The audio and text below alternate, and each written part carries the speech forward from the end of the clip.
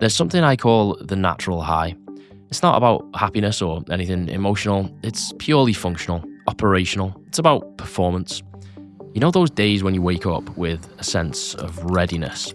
You have energy levels that just seem to peak higher and last longer than usual. You feel like you could run a bit further or lift a bit more than usual. You feel sharp, focused, alert, but not frantic. It's just a clean, calm, functional energy, a sense of being at or at least close to the limit of your natural abilities. That's what I call the natural high. But I'd only ever felt like this briefly and infrequently. So a few years ago, I decided to see if it was possible to feel like this all the time. And if not, what are the limits? How good, in this sense, can you feel? How often can you feel like that? And how long can it last? So I did everything I could within the limits of my circumstances. I researched which supplements give you the best bang for your buck. I put real effort into improving my sleep. I ate more cleanly than ever. I drank zero alcohol. I tried to mitigate any stress factors, and I dedicated time to more holistic lifestyle changes like spending less time staring at screens and more time in nature, because there's quite good evidence these things can make a difference to certain aspects of your cognition. And I did it all every day for months and months and months. And then life happened. That is meant as a figure of speech, but also actual life did happen. A minute ago, I said, so I did everything I could within the limits of my circumstances. Well, those were pretty favorable circumstances. No stress, no responsibilities, lots of free time, but then everything changed. Around the same time I became a dad, my app company also started growing faster, and these two things began a cascade of effects. I became infinitely busier. I suddenly had less time to fuck around trying to optimize my life, less time to meditate or take a random walk because I felt like it. I couldn't maintain a supplement sponsor because I didn't have time to make the content, so my free supply dried up and I no longer took things as an insurance policy or just in case they made a difference. I began to experience actual stress for the first time in my life, partly because apps are stressful, but partly also because being responsible for a human life is stressful. And then there's sleep. Let's just say not ideal and leave it there. I don't want to talk about it. So in a very short period of time, how I feel when I wake up in the morning, if I feel more creative or more energy than usual, went from being my foremost priority to essentially irrelevant, something I don't even consider because I just can't afford that level of self-indulgence. I went from one of the most ideal routines a person could reasonably hope for to something that is light years away from that. I wouldn't say opposite end of the spectrum because that would be like crack and turkey dinosaurs. Still eat vegetables, you know what I mean? Got self-respect, but I became busier, more stressed, more tired, less regimented than ever before, a stark contrast to my life prior.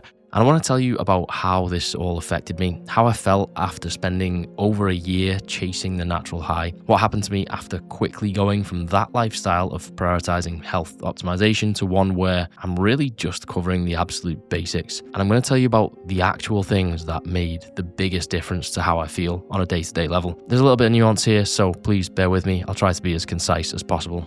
Absolutely fuck all. Completely the same as always. That's how I felt after eating super clean and drinking more water and drinking zero alcohol and getting an extra half an hour sleep a night and taking all the supplements and doing everything pretty perfectly for a very long time. Now, here's the nuance, right? That doesn't mean that I wasn't healthier in ways I couldn't consciously detect. You don't always notice the difference when you eat a piece of broccoli. That's why we do studies on people and measure actual outcomes rather than just asking them how they feel. This isn't a watertight scientific inquiry. This is simply my subjective experience. It also doesn't mean that your lifestyle doesn't impact how you feel on a day-to-day level, rather that I was probably just already at a point of severely diminished returns where the benefit of going from doing most stuff mostly right to everything perfectly becomes quite insignificant.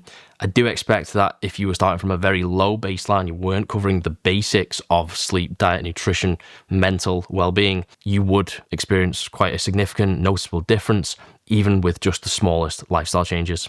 I think though, for the most part, we're destined to feel pretty normal most of the time, and most of the good stuff just comes in waves.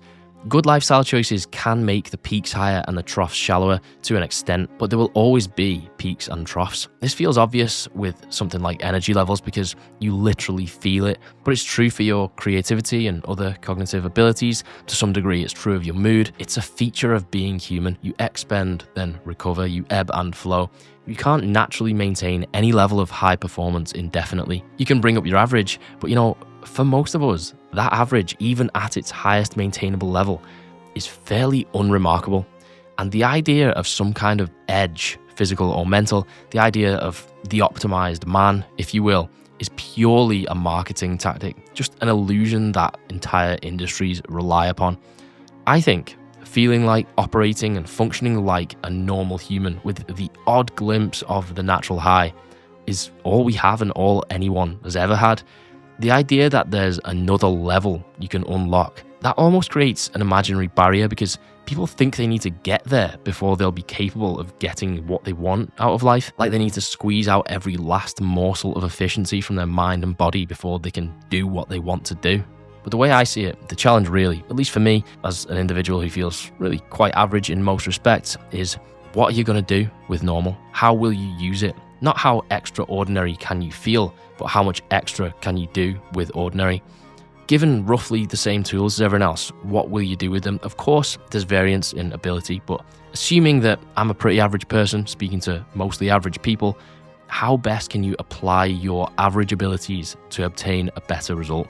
In other words, that's just called managing limited resources. Okay, so what about after I got busy and started sleeping less and experiencing more stress and generally got a bit worse at looking after myself?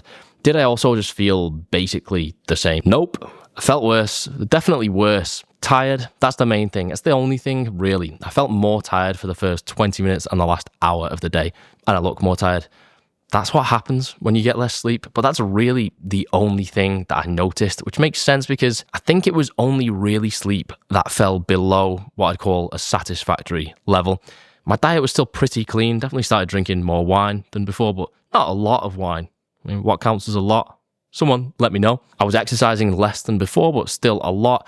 I felt occasional stress, but nothing unmanageable. You know, just stuff like when something goes wrong with your app and thousands of people email you all at once. That's fun. Or when your kid coughs and you Google it, you find out that they've definitely got Ebola virus. It's just normal work and parenthood stress that actually most people experience. It's only high contrasted to my previously very low baseline. Basically, nothing was perfect anymore. Sleep was actively bad, but everything else was still at least okay. So the point is, or at least my conclusion is, you really just need to cover the basics of diet, exercise, sleep, and stress management.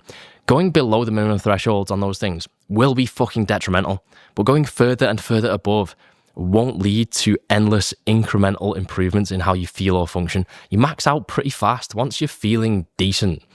You probably don't need to spend a lot of time or money trying to find some kind of edge. And that brings me on to a few things that I do want to share.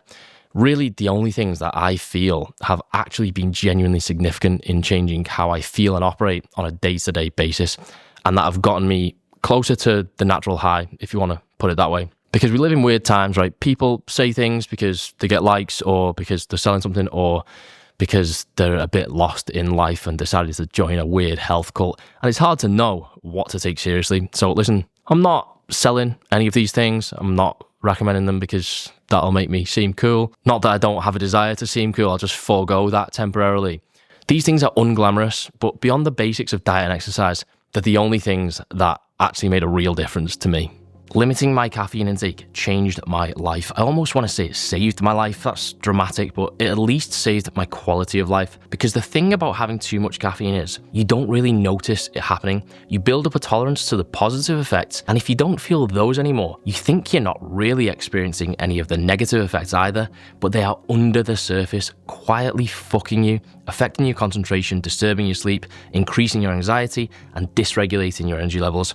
If you're on multiple coffees, energy drinks, pre-workouts every day, all I can say is just try cutting down. 1 double espresso early in the morning and that's it. Give it a few weeks and you will be a better functioning person. Overhauling your sleep is difficult, but you probably don't need to. For me, these were the easiest and most effective things to implement. I don't have a drawn-out nighttime routine. I don't turn screens off an hour before bed because that's usually my only free hour. All you really need is regularity and undisturbed sleep, and then you're 99% of the way towards sleeping as well as you're ever going to. I stare at screens a lot for work, which means even small amounts of recreational use takes me over what I'd consider to be an acceptable threshold. It's bad. Doing it less made a difference for me. I made a whole video and so did a million other people on YouTube, but you don't even need to watch it because you know if this applies to you, you've just got to do it. All right, hear me out because this sounds weird, but I'm going to tie it together. There's a certain amount of uncontrollable, unavoidable stress, worry, and anxiety, and that varies from person to person and situation to situation. Granted, all I'm saying is be honest with yourself about what is reasonable and justifiable, and do your fucking best to ignore the rest. There's a quote, actually, there's a few variants of it, but the one I like best is, "I've lived through many troubles in life, some of which actually happened." You know, because most of the ones you live through never happen. See, the thing about stress and anxiety is it can become habitual, and sometimes genuine justified stresses can start the habit, which is no fault of your own, just bad luck. But then the habit of worrying becomes insidious and clings to everything, even things we know we really shouldn't worry about. Now, I know I said that this natural high thing was nothing to do with happiness or anything emotional, and that's genuinely what I thought, until I realised that that's stupid, because you simply cannot separate your emotional well-being from how you function when you wake up in the morning.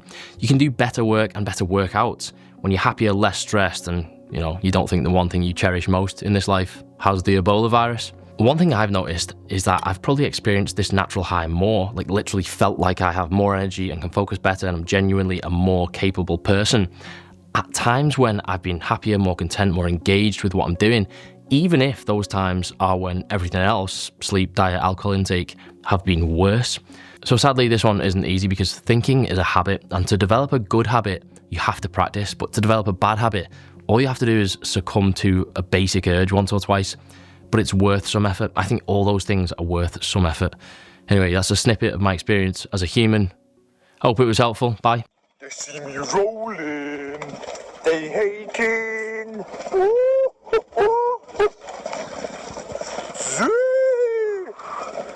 Joey Lenny is my hero.